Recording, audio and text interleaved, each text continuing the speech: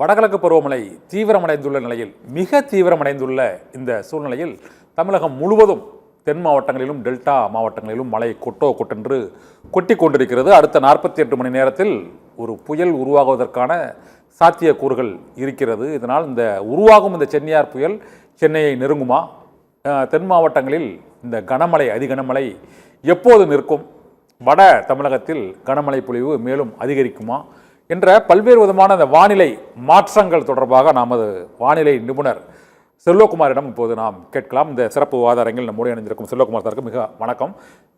Selvakumar sir வணக்கம் ஐயா. வணக்கம் செல்வகுமார் சார். இப்போதைக்கு 3 காற்று சுழற்சிகள் நம்ம அரபிக்கடல் வங்கக்கடல் ஒட்டி இருப்பதாக வானிலை மையம், இந்திய வானிலை மையம் அறிவித்திருக்கிறது. செயற்கைக்கோள் ஆதாரங்களுடன் அதை அறிவித்திருக்கிறது. இந்த 3 காற்றழுத்தங்களால் தான் இந்த கனமழை பொழிவு இருக்கிறதா? அதற்கு முன்னதாக ஒரு மிக முக்கியமான ஒரு சந்தேகம். மேற்கு தொடர்ச்சி மலைப்பகுதியில், இது இந்த தென்காசி நெல்லை மாவட்டங்களில் இதுவரை இல்லாத அளவுக்கு ஒரு 1992க்கு பிறகு மிக அதிக கனமழை பொழிவு, கிட்டத்தட்ட அந்த ஒரு 11ஆம் தேதியிலிருந்து 4544 மில்லிமீட்டர் மழைப்பொழிவு, 100 மில்லிமீட்டர் 120 மில்லிமீட்டர் சென்டிமீட்டரை தாண்டி இந்த ஒரு சராசரியான மழைப்பொழிவு இருப்பதற்கு என்ன காரணம்? இந்த அளவுக்கு அந்த மாஞ்சோலை, காக்காட்சி, ஊத்து, நாலுமுக்கு இந்த மழைப்பொழிவு கிட்டத்தட்ட 4000 மில்லிமீட்டர், அதாவது 100 சென்டிமீட்டர், 100 மில்லிமீட்டர், 200 மில்லிமீட்டர் என்ற மழை அளவை இது ஆயிரக்கணக்கில் இது தாண்டுவதற்கு என்ன காரணம்? இந்த அளவுக்கு ஒரு அதிசயமான ஆச்சரியமான கனமழை பொழிவு கொட்டி தீர்ப்பதற்கு மேற்கு தொடர்ச்சி மலையில் என்ன காரணம் சார்? கண்டிப்பாக அதுக்குள்ள நம்ம வானிலை அமைப்பை பார்த்துருவோம். சரி, அதாவது இப்போ எங்க நிகழ்வு இருக்கிறது பார்த்துக்கணும். இந்திய வானிலை ஆய்வு நிறுவனம் சொல்லிக் கொண்டிருப்பது மலாக்கா ஸ்ட்ரைட். அது எங்க இருக்குன்னா மலேசியாவிற்கும் இந்தோனேஷியாவோட சுமத்ரா தீவிற்கும் இடைப்பட்ட பகுதி. அதாவது மலேசியா சிங்கப்பூருக்கும் இந்தோனேஷியாவிற்கும் இடைப்பட்ட ஒரு நீர் இணைப்பு, அதுதான் மலாக்கா ஸ்ட்ரைட். அந்த இடத்துல ஒரு தாழ்வு நிலை உருவாகி இப்போ அது பகுதியாகி தீவிர பகுதியாகி மாறி இருக்கு. இதுதான் புயலா ஏற்கனவே சார். இந்த மலாக்கா ஸ்ட்ரைட், மலாக்கா நீர்நிலையில உருவாகுதான் புயலா மாறுவதற்கான சாத்தியக்கூறு வாய்ப்பு இருக்குதா? அதுதான் சொல்ல போறேன். இப்போ அது தாய்லாந்துக்கு வெள்ளப்பெருக்கு ஏற்படுத்தி கொண்டிருக்குது. அது அந்த மலாக்கா ஸ்ட்ரைட்டை விட்டு வரவே வராது இப்பொழுதைக்கு. சரி, அப்படியே வந்தாலும் வேணா இந்த சுமத்ரா தீவு வரைக்கும் எட்டி பார்த்துட்டு போயிடும். ஏன்னா அது இன்னொரு பிடியில இருக்கு, தாய்லாந்து வளைகுடாக்குள்ளர.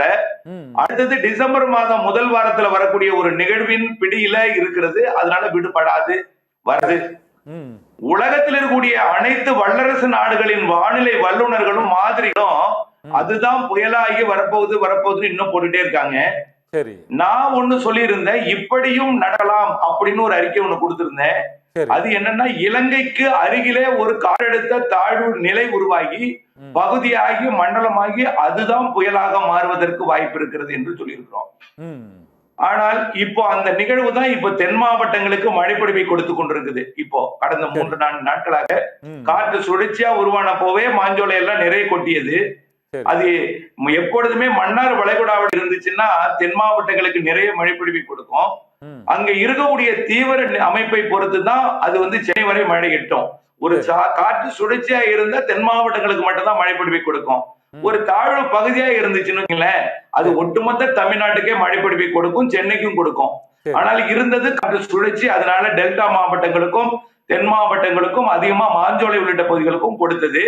இன்னொரு காற்று சுழற்சி பாத்தீங்கன்னா இலங்கைக்கு தென்கிழக்கு முனையில, இலங்கையை ஒட்டிய 2 இருக்கு. இன்னைக்கு அது 2ம் இலங்கைக்கு தெற்கு புறமாக ஒன்றிணைந்து கிழக்கு புறமாக, இலங்கையோட கிழக்கு தென்கிழக்கு புறத்துல நாளை ஒரு காற்றழுத்த தாழ்வு பகுதியாக உருவெடுக்க போகிறது. நாளை 25ஆம் தேதி செவ்வாய்க்கிழமை காற்றழுத்த தாழ்வு பகுதியாக உருவெடுத்து நாளை இருந்து இலங்கைக்கு மழைப்பொழிவை தொடக்க போகிறது, தீவிரப்படுத்த போகிறது. தொடக்கிட்டு தீவிரப்படுத்த போகிறது, தொடர் மழைப்பொழிவை கொடுக்க போகிறது. அதிகரிக்குமா சார்? இப்ப ஏற்கனவே தென் மாவட்டங்கள்ல அதிகமான மழைப்பொழிவு கண்டிப்பா. அதாவது ஏற்கனவே ஏன் மழை பெஞ்சதுன்னா, மன்னார் வளைகுடாவில் இருந்த காற்று சுழற்சி டெல்டா மாவட்டங்களுக்கும் தென் மாவட்டங்களுக்கும் நாலு மூக்கு ஊத்து போன்ற பகுதிகள்ல 25 சென்டிமீட்டர் வரைக்கும் மழை பொழிவை தினசரி கொடுத்தது, 20 சென்டிமீட்டருக்கு மேல. இந்த காற்று சுழற்சி இப்ப இலங்கைக்கு தெற்கு புறமா நகர்ந்து கிழக்கு புறத்துக்கு போகுது, தென்கிழக்கு புறத்துக்கு போய் தான் நாளைக்கு காற்றழுத்த தாழ்வு பகுதியா உருவாக போகுது. அதனால மழையோட தீவிரம் இன்றைக்கு இப்படியே குறைய போகுது. படிப்படியா இப்ப தூரிட்டு இருக்க மழை நாளை அதிகாலையில நின்று போய்விடும். நாளை 25ஆம் தேதி மழை வாய்ப்பு இல்லை. டெல்டாவுக்கும் கிடையாது, தென் மாவட்டங்களுக்கும் கிடையாது. நாளை நெல்லை, கன்னியாகுமரி, தென்காசி மாவட்டங்களுக்கு மழை இல்லை. நாளை மழை வெறுத்து இல்லை. காரணம் என்னன்னா தஞ்சை, திருவாரூர், நாகையிலும் மழை பெய்யாது. எல்லாம் தமிழ்நாடு முழுவதுமே நாளை மழை வாய்ப்பு இல்லை. இலங்கைக்கு மட்டும்தான் நாளைக்கு மழை வாய்ப்பு.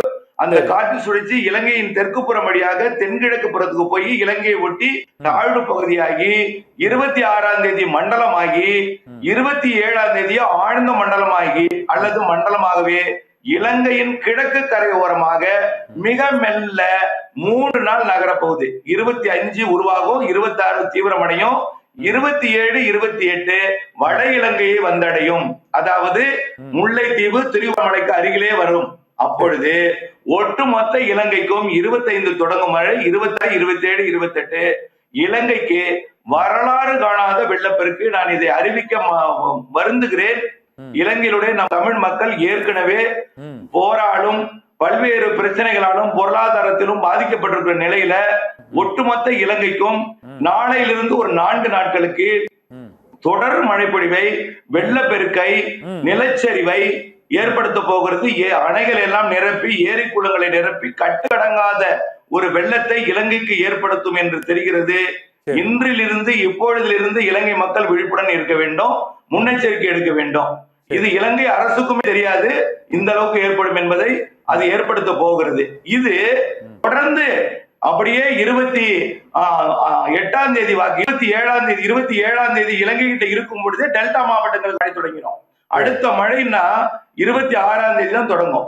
இலங்கையில் இருக்கும் பொழுது, இலங்கை கிட்ட இருக்கும்போது ராமேஸ்வரத்திலையும் வேதாரண்யத்திலையும் 26ஆம் தேதி மழை தொடங்கும். அதாவது தெற்கு டெல்டா தென்கடல் ஓரம், அதனை ராமநாதபுரம், புதுக்கோட்டை மாவட்டம், தெற்கு டெல்டா தஞ்சாவூர், திருவாரூர், நாகப்பட்டினம் மாவட்டத்தோட தெற்கு பகுதி. இங்க மட்டும் 26ஆம் தேதி மழைப்பொழிவு, அடுத்த மழைப்பொழிவு தொடங்கும் நாளைக்கு இந்த பிறகு. அது வட இலங்கை அருகே வந்து அப்படியே டெல்டா மாவட்ட கரைக்கு 50 கிலோமீட்டர் தொலைவில் மிக நெருக்கமாக சென்னை வரை பயணிக்கும். அதுல கடலூர் வரைக்கும் 50 கிலோமீட்டர் தூரம், சென்னை கிட்ட போகும்போது 25 கிலோமீட்டரா மாறிடும். ரொம்ப அருகில வரும். இது புயலா அந்த காற்றழுத்த தாழ்வு பகுதியா சார் இது? அதாவது புயலாக இலங்கை அருகே டெல்டா மாவட்டங்களுக்கு கிழக்கே இருக்கும்போது புயலா மாறினாலும் கடல் நோக்கி தரை காற்று தான் போகும். புயலாக இருந்தாலும் சென்னைக்கு அருகில் வரும் பொழுது ஒரு காற்றழுத்த தாழ்வு மண்டலமாக செயலிழந்து விடும். கரையை நெருங்கும் போது செயலிழந்து விடும். இதுதான் சென்னியாரா? சென்னியார் புயலாக சென்னியார் புயல் இதுதான். அந்த மலாக்கா ஸ்டேட்ல உள்ளது வரவே வராது. அது கற்பனை. நிச்சயமா பாருங்க, மலாக்கா ஸ்டேட்ல உள்ளது வரவே வராது. எல்லா மாதிரியும் சுவிட்ச் ஆஃப் பண்ணுவாங்க. அந்த மலாக்கா ஸ்டேட்ல இருந்து வரவே வராது.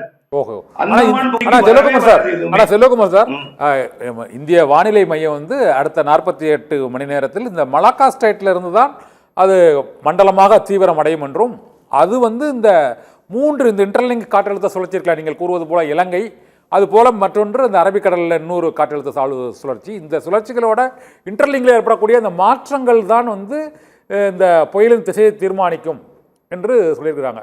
48 ஹவர்ஸ்ல நம்ம புயல் உருவாகுமா ஆகாதா? 48 ஹவர்ஸ்ல வங்கக்கடலுக்குள்ளேயே அந்த நிகழ்வு வந்தா தானே புயலாக போகுது. வரவே வராது. அது மலேசியாவுக்குள்ளேயே இருக்கும். இலங்கையில இருக்குது இலங்கை தான், மலேசியாவுக்குள்ளேயே தான் இருக்கும். அது மலேசியாவுக்குள்ளேயே இருந்து அப்படியே செயலிழந்து போய்விடும். சரி, அங்கிருந்து அது வந்து வந்தாலும் சுமத்ரா தீவை தாண்டி வங்கக்கடலுக்குள்ள வந்தா தானே புயல். அதை பேச போறதே இல்லை. விரைவிலே அது எல்லாமே அது அப்படியே பொய்யாகிவிடும். அது பொய்யாகிவிடும். இலங்கை கிட்ட இருக்கிறது தான் அது தமிழ்நாட்டுக்கு அருகே வரப்போகுது. டெல்டா மாவட்டங்களுக்கு கிடைக்க வரும்போது டெல்டா மாவட்டங்களுக்கு நிறைய மழை. டெல்டா மட்டும் இல்ல, உள்ளே திருச்சியும் தாண்டி மழை இருக்கும். அப்படியே சென்னை ஒட்டி வரும் பொழுது வேலூர் வரைக்கும் மழை இருக்கும்.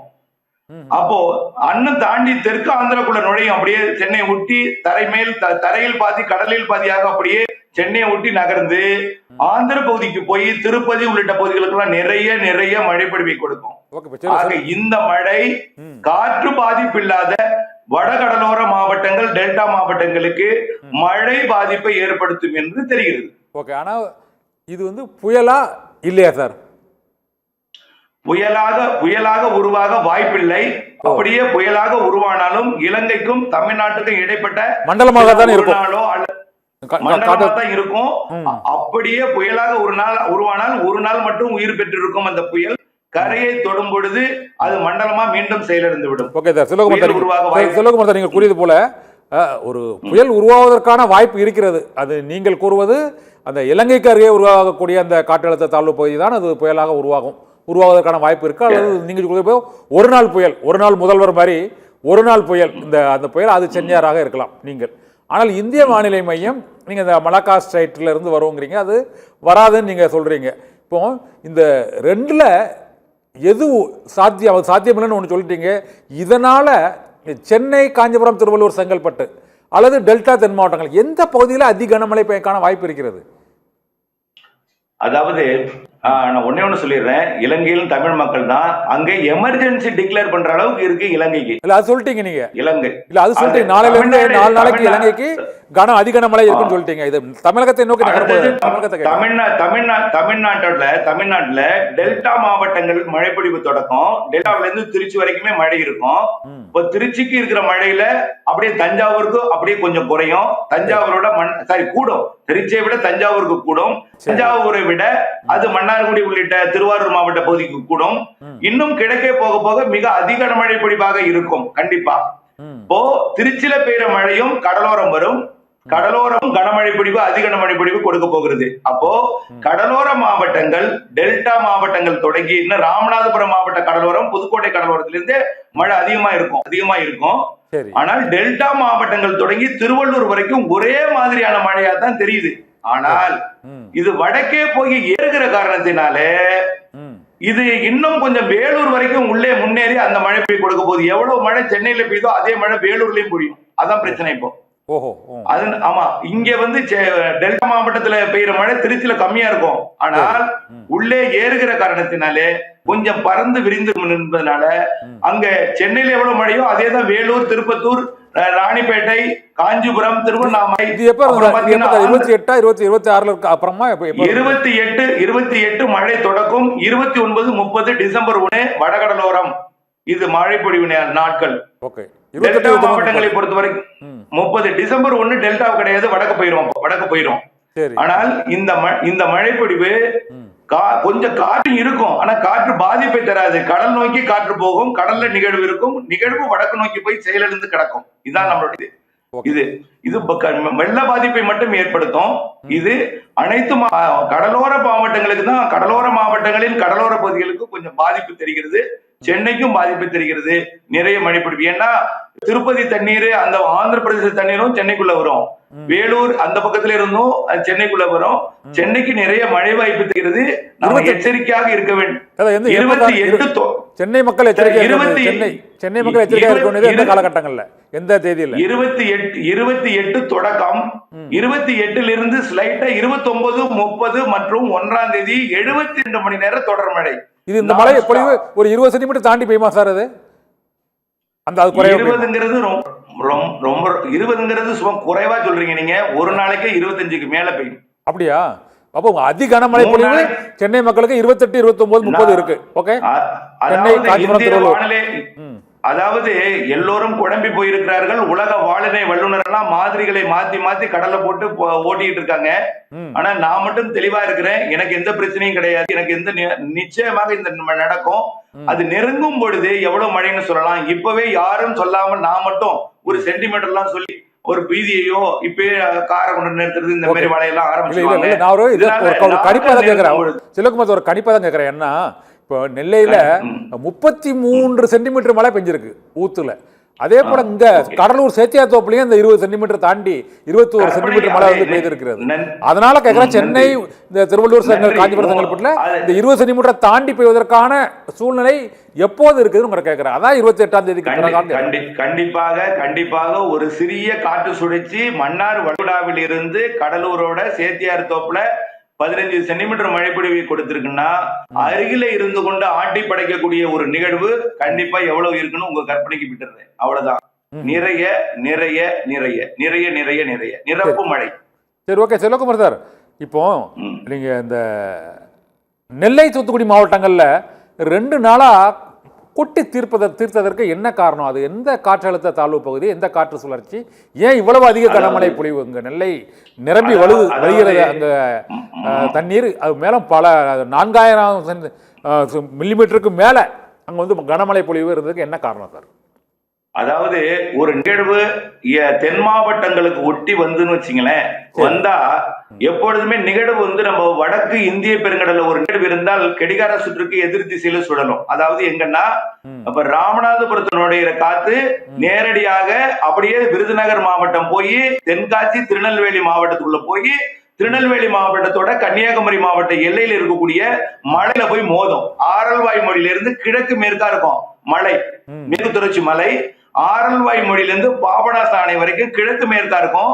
அதுல இருக்கிற தோட்டம், தேயிலை தோட்ட பகுதி, பள்ளத்தாக்கு பகுதி தான் மாஞ்சோலை, நாலுமொக்கு, ஊத்து, காக்காட்சி. இந்த பகுதியில போய் தெற்கிலிருந்து வடக்கிலிருந்து வடகிழக்கிலிருந்து வரக்கூடிய காற்று போய் அதுல மோதும் பொழுது நீராவி நீராக மாறும். அதனால எப்பொழுதுமே மாஞ்சோலை, காட்சி, நாலுமுக்குக்கு வடகிழக்கு பருவமழை காலத்துல ஒரு நிகழ்வு வங்கக்கடல்ல மன்னர் வளைகுடாவுல இருந்தாலோ கண்டிப்பா நிறைய மழை பிடிக்கும், முதலிடத்தை பிடிக்கும் அந்த இடம். அதுதான் பாபநாசம் உள்ளிட்ட அணைகளுக்கும் பல்வேறு அணைகளுக்கும் நீர்பிடிப்பு பகுதிகளும் கூட. சரி, தூத்துக்குடி மாவட்டத்திலயும் கனமழை பொழிஞ்சிருக்க சார். தூத்துக்குடியே பல வீடுகள்ல வெள்ளம் சூழ்ந்திருக்கு, 15 சென்டிமீட்டருக்கு மேல பெய்திருக்கு. அந்த பக்கமும் கயத்தாறு, எட்டயபுரம், அங்க ஓட்டப்படாரம் அந்த பகுதிகள் எல்லாம் விளாத்திக்குளம் வரை அந்த தூத்துக்குடி மாவட்டம் முழுவதும் சுற்றி வைத்து மழை, கடுமையான மழை பொழிவு. கண்டிப்பாக நேற்று இருந்த நிகழ்வே ராமேஸ்வரத்திற்கும் தெற்கே கன்னியாகுமரிக்கும் இடையில தூத்துக்குடி மாவட்ட கடலோரத்துல தான் இருந்தது. தூத்துக்குடி அருகே இருக்கும் பொழுது திருச்செந்தூருக்கு தெற்கே ராதாபுரம் மற்றும் தூத்துக்குடி மாவட்டத்தோட தெற்கு ஆறுமுகநேரியில இருந்து ராதாபுரம் ஒன்றியம் வரைக்கும் நிறைய மழை பொழிவை கொடுத்தது தூத்துக்குடி மாவட்டத்துக்கும். இந்த தூத்துக்குடியில நுழைஞ்ச மழை காற்றும் கூட அப்படியே போய் நாலுமுக்கு ஊத்துல போய் மோதிதான் மழை பொழிவை கொடுத்தது. கடலோரத்தில் இருகாற்று இணைவு ஏற்படும், குளிர்காற்று வெப்பநீராவி ஏற்படும். அங்கேயே போய் வெப்பநீராவி வந்து மரங்களால் குளிர்விக்கப்பட்டு மழை பொழிவை ஏற்படுத்தும். இதுதான் பிரச்சனை. ஓகே, இப்போ நெல்லை தூத்துக்குடி மாவட்டங்களை பொறுத்தவரை நெல்லை தூத்துக்குடி, அந்த விருதுநகர், தென்காசி மாவட்டங்களில் இப்போதும் விட்டு விட்டு கனமழை பொழிவு இருந்து கொண்டிருக்கிறது. இது இன்று இரவுக்குள் இது நிற்பதற்கான சாத்தியக்கூறுகள் இருக்கிறதா? டெல்டா மாவட்டங்களிலும் நாளை மழைப்பொழிவு இருக்குமா இருக்காது சார்? அதான் ஏற்கனவே முதல்ல சொல்லியாச்சுங்கய்யா. அதாவது இப்ப டெல்டாவில பெய்து கொண்டிருக்கக்கூடிய மழை ஸ்லைட்டா கொஞ்சம் கொஞ்சமா நிக்க தொடங்கிடும். நாளை காலையில பிரைட்டா இருக்கும் நம்முடைய வானிலை. தென் மாவட்டங்கள்ல பெய்து கொண்டிருக்கக்கூடிய மழையும் நாளை காலைக்குள் தெளிவடைந்துடும். வானம் மேகமூட்டம் மட்டும்தான் இருக்கும். வெயில் லேசா கூட ஆங்காங்கே இடுக்குல வெயில் வரும், வெளிச்சம் வரும், எல்லாமே இருக்கும். படிப்படியாக இது தாழ்வு பகுதியாக இலங்கைக்கு கிழக்கு பகுதியில் உருவாகும் போது படிப்படியா வான மேகம் சூடும் மீண்டும்.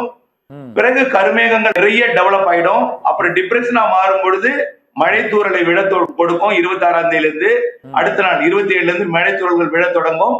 நெருங்கி வர ராமேஸ்வரத்திலிருந்து மழை பொழிவை தொடக்கம். 26ஆம் தேதி பிற்பகல் இருந்து 27ஆம் தேதியிலிருந்து உறுதியாக ராமேஸ்வரம், அடுத்தது ராமநாதபுரம் கடலோரம், பிறகு புதுக்கோட்டை மாவட்ட மணமேல்குடி மற்றும் கோட்டப்பட்டினம், ஜெகதாப்பட்டினம், மீமிசொல், தொண்டி போன்ற ராமநாதபுரம் மாவட்ட, புதுக்கோட்டை மாவட்ட கடலோரம் தொடங்கி டெல்டா மாவட்டங்களின் தெற்கு பகுதி தொடங்கி படிப்படியாக அப்படியே வடகடலோரம் வரைக்கும் மெல்ல முன்னேறி தொடர் மழை பொழிவாக கொடுக்க தொடங்கும். ஓகே, ஆனா சென்னியார் புயல் அது வந்து புயலாக மாறுவதற்கான வாய்ப்பு எவ்வளவு இருக்கு சார்? புயலாக மாறுவதற்கு வாய்ப்பு மிக குறைவுதான். அப்படியே உருவானாலும் ஒரு நாள் புயல் தான். அது வந்து இலங்கை கரையோரமாக இருக்கிற காரணத்தினால வெப்பம் குறைவான பகுதிகளில் இருக்கு. கடல் நீரோட்டத்தை பிடித்தால் புயலாக மாறும். புயலாக மாறினாலும் ஒரு இலங்கையிலிருந்து டெல்டா மாவட்டம் நெருங்குற வரைக்கும் தான் இருக்கும். டெல்டாவில கரையெல்லாம் கிடக்காது எங்குமே. வடகடலோரத்தை நெருங்கும் போது, கரையை நெருங்கும் பொழுது செயலிழந்து அது ஒரு காற்றழுத்த தாழ்வு, தீவிர தாழ்வு பகுதியாகவோ மண்டலமா தான் கரை கிடக்கும். அது உருவாக வாய்ப்பு குறைவு. உருவானால் ஒரு நாள் தான் இருக்கும். ஆனா அந்த மண்டலம் பகுதி இது வந்து தமிழக அந்த வங்கக்கடலை ஒட்டி உள்ள அந்த கடற்கரையோர பகுதிகளில் அது நீடிக்கும். 26 29 வரை நீடிக்குமா? அது 26 இலங்கையில் இருக்குமையா, 27 வட இலங்கை வரும், 28 டெல்டாவுக்கு கிழக்கே இருக்கும், 29 கடலூருக்கு கிழக்கே இருக்கும், 30 மாமல்லபுரம் உள்ளிட்ட வடகடலோர பகுதிக்கு கிழக்கே இருக்கும், 1ஆம் தேதி திருவள்ளூர் மாவட்டத்துக்கு கிழக்கே இருக்கும். 1ஆம் தேதி அப்படி அது கிழக்கே கிடையாது, தரையில் பாதி கடலில் பாதியா இருக்கும். 30 1ஆம் தேதியும் அப்படியே செயலிழந்து விடும். அப்படியே செயலிழந்தும் ஆந்திர பகுதி நிலப்பகுதிக்குள்ள கடலோரமாவே போய் மழை பொழிவு அங்கேயும் கொடுக்கும். இதுதான் நடக்க போற நிகழ்வு. இதற்கு ஒரே ஒரு மக்களுக்கு இது வந்து பீதியோ அச்சமோ கொள்ள தேவையில்லை. நமக்கு தேவை முன் எச்சரிக்கை என்பது வடிகால் வசதிகளை எல்லாம் சரி செய்து கொள்வது, அவ்வளவுதான். அதுக்காகத்தான் இது சொல்றோம். நடந்த பிறகு நாம முன்னெச்சரிக்கை எடுப்பது பயனற்றது. வடிகால் வசதி சரி செய்து கொண்டு முன்னெச்சரிக்கையுடன் இருக்க வேண்டும் என்பதை கேட்டுக்கொள்கிறேன். ஓகே, வடிகால் வசதியோட முன்னெச்சரிக்கையோட இருக்கும். ஆனால் இந்த ஒரு கிட்டத்தட்ட ஒரு வார காலமாகவே, ஒரு வாரம் இல்லை 2 வார காலமாகவே புதிதாக ஒரு புயல் உருவாகும் என்ற வந்து ஒரு எச்சரிக்கை விடுக்கப்பட்டு கொண்டே இருக்கிறது. ஆனால் இப்போது அதற்கான எச்சரிக்கை வந்து நெருங்கி இருக்கிறது. இந்த நெருங்கி இருக்கக்கூடிய சூழ்நிலையில் தான் சொல்றீங்க நீங்கள் ஒரு 3 நாள் 26லேருந்து 29 வரை வட மாவட்டங்கள் மற்றும் டெல்டா மாவட்டங்கள்ல அந்த கனமழை 28 டு டிசம்பர் 1, 28ல இருந்து டிசம்பர் 1, 28 டு டிசம்பர் 1 தான் அந்த வட கடலோர மாவட்டங்கள். காஞ்சிபுரம், திருவள்ளூர், செங்கல்பட்டு மற்றும் கடலூர், இது தவிர டெல்டா மாவட்டங்களை ஒட்டி வந்து கனமழை பொழிவு இருக்கும். ஆனால் இது புயலாக மாறுவதற்கான வாய்ப்பு மிகவும் கம்மிதான் என்று கூறியிருக்கிறீர்கள். ஆனால் இப்போ புயல் எப்போதான் உருவாகும்? புயல் அடுத்ததாக மலாக்கா ஸ்டேட்ல இருக்கக்கூடியது இது புயலாக மாற வாய்ப்பு இருக்கு. வாழ்நாள் ஒரு நாள் இருக்கும். ஒருவேளை இந்த சென்னியார் பெயர் பயன்படுத்தாமல் போனால், புயலாக மாறாவிட்டால், மலாக்கா ஸ்டேட்ல இருக்கக்கூடியது மீண்டும் அது அப்படியே மலேசியாக்குள்ள நுழைஞ்சு தாய்லாந்து வளைகுடாவுல போயிடும். சரி, அங்க ஒரு நிகழ்வு இருக்கு. அதோட தீவிரம் அடைஞ்சு டிசம்பர் 3ஆம் தேதி வரும் அங்கிருந்து அடுத்தது. இதுல மிஸ் ஆனா அதுல பிடிக்கும் அதிக மழை அப்படிங்கிறீங்க? அல்ல, இத மட்டுமா டிசம்பர்ல நிறைய இருக்கு சார். டிசம்பர்ல 3 நாள் இருக்குது. எல்லாமே டிப்ரெஷனா தான் இருக்கும். காற்று பாதிப்பு இல்லாத மழை தரக்கூடிய நிகழ்வாக இருக்கு. அந்த மலைக்கா ஸ்டேட்ல இருக்குது, அது வலுவடையுமா? ஏன்னா வானிலை மையங்கள் நீங்கள் கூறியது போல இந்த வல்லரசுகளின் வானிலை மையங்கள், இந்திய வானிலை மையமும் அதுதான் வந்து புயலாகுங்க நீங்க ஆகாதுன்னு சொல்றீங்க. ஒருவேளை அது தீவிரமடைந்து மண்டலமாக வலுவடைந்தால் இங்க பாதிப்பு இருக்குமான்னு கேட்கிறேன். தமிழகத்துக்கு பாதிப்பு இருக்குமா, இல்ல வராமே அது விலகி போயிருமா? வரவே வராது சார். அது அங்கேயே வந்தா தானே யோசிக்கிறதுக்கு. வரவே வராது. அது கண்ணிலே காணாம போயிடும். தாமதமடைன்னு சொல்லிட்டு காணவில்லை என்று சொல்லிவிடுவார்கள். சரி, சிலக்கு எனக்கு ஒரு சந்தேகம். வானிலை மையம், உலக வானிலை மையங்கள் எல்லாமே சொல்லுது மலைக்கா ஸ்டேட் உள்ளதான் புயலாகும்னு. நீங்க மட்டும் சொல்றீங்க அது புயலாகவே உருவாகாது, வலுவடையாது அப்படின்னு சொல்றீங்க. என்ன சார் இது? அந்த கண்டிப்பாக நல்லா நம்ம ஆரம்பத்தில இருந்து சொல்லிட்டு இருக்கோம். வெப்ப நீரோட்டத்தை நம்ம வந்து வானிலையாளர்கள் கணக்குன்னு எடுத்துக்கொள்வதில்லை. வெப்ப நீரோட்டம் வந்து சுமத்ரா தீவில், அதாவது நம்முடைய சோமாலியாவில் இருந்து சுமத்ரா தீவு நோக்கி வெப்ப நீரோட்டம் பயணிக்கிறது. சரி, அதாவது வங்கக்கடலுக்கு நிலநடுக்கோட்டு பகுதியில் இருந்து நிலநடுக்கோட்டுக்கு தெற்கே இப்ப சூரியன் குத்துக்கிறது இருக்கு. அதை வந்து வெப்பத்தை எங்க கொண்டு வருதுன்னா சோமாலியாவுக்கு கொண்டு வருது. அங்கிருந்து ஒரு வெப்ப நீரோட்டம், கடுமையான வலுவான வெப்ப நீரோட்டம் இலங்கைக்கு தெற்கு புறம் வழியாக நிலநடுக்கோடு வரைக்கும் அந்த வெப்பத்தை அங்கிருந்து கடத்தி கொண்டு வந்து சுமத்ரா தீவு கொண்டு வருது. இது ஒரு வலுவான வெப்ப நீரோட்ட பகுதி. இந்த இடத்துலதான் நிகழ்வு உருவாகலாம். இந்த இடத்துக்கு நிகழ்வு வரும். ஆகவே அடுத்தடுத்த நிகழ்வுகள் வந்தாலும் இலங்கை ஒட்டித்தான் வரும். இலங்கை ஒட்டித்தான் நிகழ்வுகள் உருவாகும். ஒருவேளை சுமத்ரா தீவுல உருவானாலும் அடுத்த நிகழ்வு அது இலங்கையை ஒட்டித்தான் வரும். தென் மாவட்டங்களுக்கு வந்து அனைத்து மாவட்டங்களுக்கும் மழை தரும். அப்படிதான் நம்முடைய கணிப்பாக நீண்ட கால வானிலை அறிக்கையில இருக்கிறது. ஓகே, நீங்க அந்த வெப்ப நீரோட்டத்தின் போக்கை கணித்து இந்த கணிப்பை வெளியிட்டீர்கள். சரி, பார்க்கலாம் இயற்கை என்ன நிகழ்த்துகிறது என்று. இருந்த போதிலும் 28, 29, 30 ஒரு அதி கனமழை பொழிவு தமிழகத்திற்கு இருக்கிறது என்ற கணிப்பை வானிலை நிபுணர் செல்வகுமார் நம்மோடு பகிர்ந்திருக்கிறார். அதற்கான முன்னெச்சரிக்கை நடவடிக்கைகளாக வடிகால் பணிகள் மற்றும் மழை முன்னெச்சரிக்கை பணிகளையும் மக்கள் மேற்கொள்ள வேண்டும் என்றும், நாளை முதல் தென் மாவட்டங்கள், டெல்டா மாவட்டங்களில் மழை பெய்யாது, குறையும் என்ற தகவலையும் தெரிவித்திருக்கிறார். மிக்க நன்றி சார். எங்களோடு இந்த வானிலை மாற்றங்கள், வானிலை போக்கு தொடர்பாக பல்வேறு புதிய தகவல்களை எங்களோடு பகிர்ந்து கொண்டமைக்கு மிக்க நன்றி.